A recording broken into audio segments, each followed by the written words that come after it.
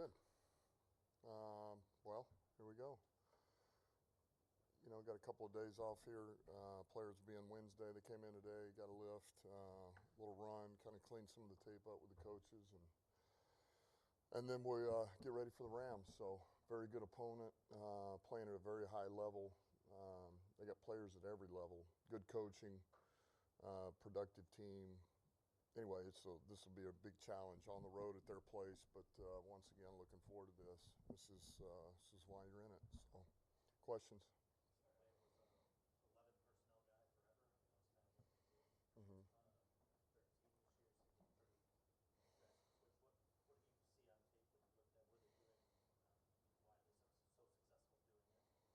Well, I think a lot of this under center run gives them a chance to, to really lean on you a little bit. That's where a lot of it has changed. Is there's more of a concerted effort in the run game. I feel like to be, to apply pressure on you.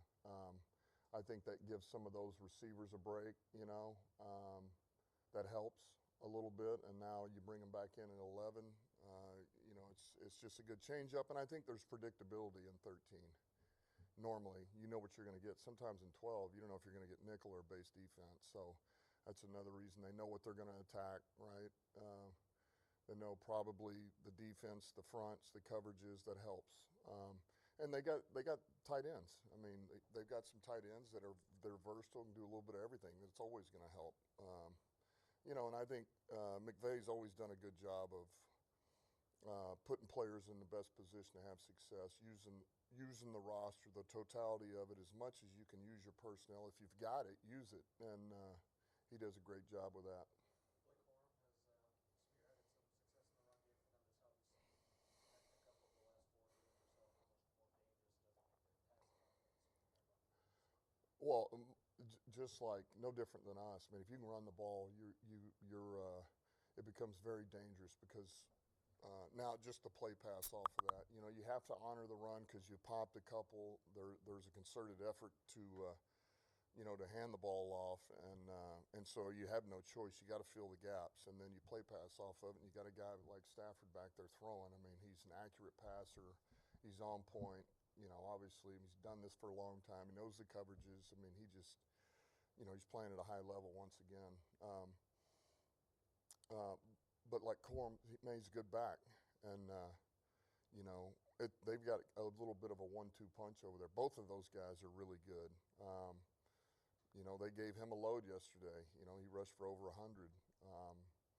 So I think it's a good changeup. I think both of those guys, they're a little different, but yet to me they're both power backs. They're both able to go downhill and slice and get under you and move the pile. They're quick, they're explosive, they're twitchy, they're versatile.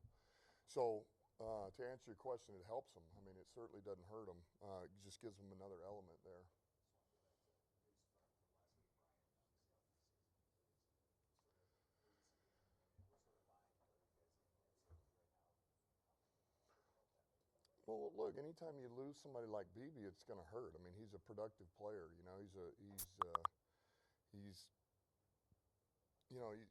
He's an outstanding football player, and he's a team guy. He's a great locker room guy. Teammates love him.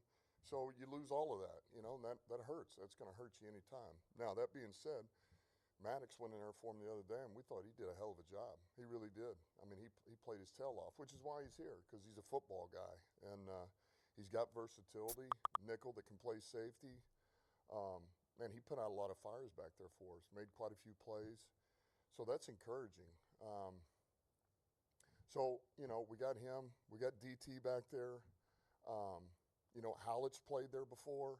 We're going to see if Kirby, see where he's at, get him some reps here in practice. And so, we're good, man. We signed Kazee, see where he's at, practice squad. So we got options here. But, it's like anything. You lose a good player, it hurts. But it's not like we're in dire straits. What's Harper's status? Harper's another one. We'll see. He's still in concussion protocol. No setbacks, but yet, I don't know if we're going to have the runway to get him or not. you know, and I'm just kind of, as of right now, I'm like, until we get further along here, I'm just kind of, we'll see. But certainly if we could get Harper back, that'd be really good too. Yeah, just kind of the mindset, final quarter of the season. Last couple of years, you were being chased. Now you're kind of trying to chase teams down over this final quarter. Just how you approach that. Same. It really is the same approach. Nothing has changed. Just in that regard, you got to win. You know, we had to win last year. That's the way it felt.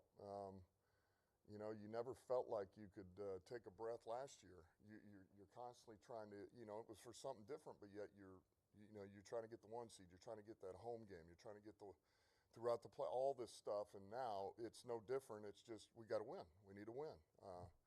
You know, we're trying to get back to that spot. So all that matters is this one. Just like it was Dallas, man, we had to win that game. We had to find a way to win that game. And we did everything right. Not everything, but relative to that game and everybody doing their job, we did what we needed to do to win it.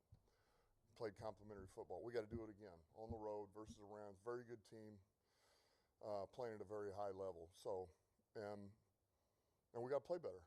We got to play better to beat this team that we're getting ready to face. And we will. We can do that. We can play better. We will play better. When you play a quarterback like Stafford that's so good at manipulating the safeties with his eyes, you have the moving pieces you do there. What is maybe some of the emphasis Coach McCourt applies to make sure those guys are playing with good eyes and good discipline in that spot? Well, I think it's just that you do the best you can to you know, for them to understand that he will try to manipulate you. Now, you also, you know, at some point, you can't just sit there. You know, at some point you have to move, and he knows that too. I mean, that's why he's good at what he does. He knows that too. But at some point, you know, if you just sit there and he's baiting you, well, if you don't move, he's going to throw it. You know, so